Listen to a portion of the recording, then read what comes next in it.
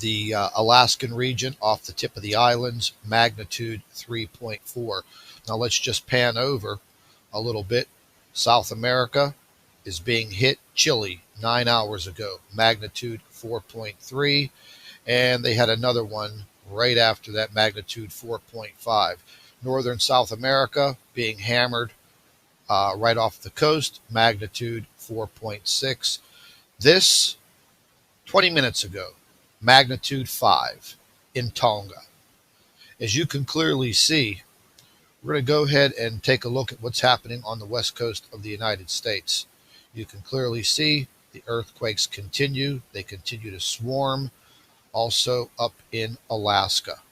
Now, I just want to show you something very quickly. This is my 3D earthquake tracker. You can clearly see the earthquakes that have happened within the past hour. Here is the earthquake in Indonesia. But what I want you to see, and let's go ahead and just spin the globe a little bit. What I want you to see are all of the earthquakes in the past 24 hours,